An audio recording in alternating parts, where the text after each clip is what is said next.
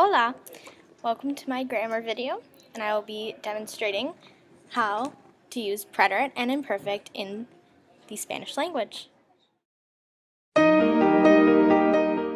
So the first thing we're going to talk about is the preterite tense. So when you're deciding between preterite and imperfect in Spanish language, you're going to want to go over a few things.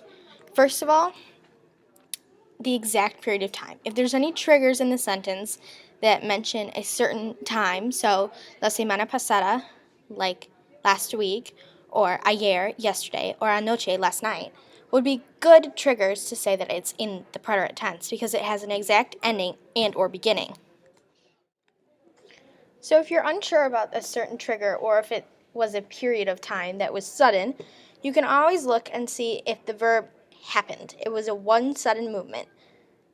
As for an example, yo estudié por el examen. So I studied for the exam. It was a one-time thing. I studied. On to imperfect. So imperfect is the opposite of preterite. It's an unexact period of time. So there's no specific end, no specific beginning. So an example of that would be cuando yo era una niña, when I was a child. There's no specific beginning of when you were a child and or end of when you were a child. So it's considered imperfect.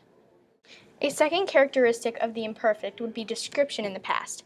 Age is a big one, weather, and time has a few things, but I'll get to that later.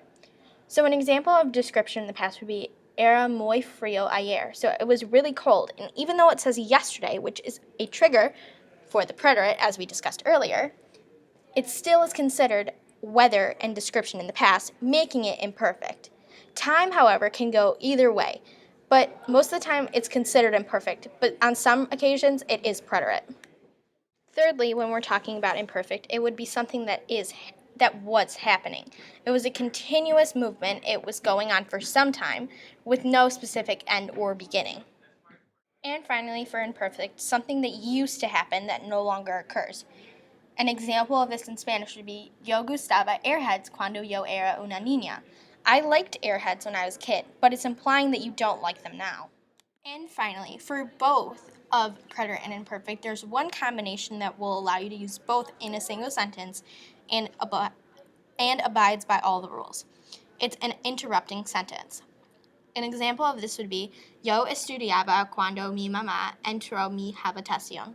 So it's saying, I was studying when my mom entered the room. So she entered the room was one action, and you studying was the action that's being interrupted.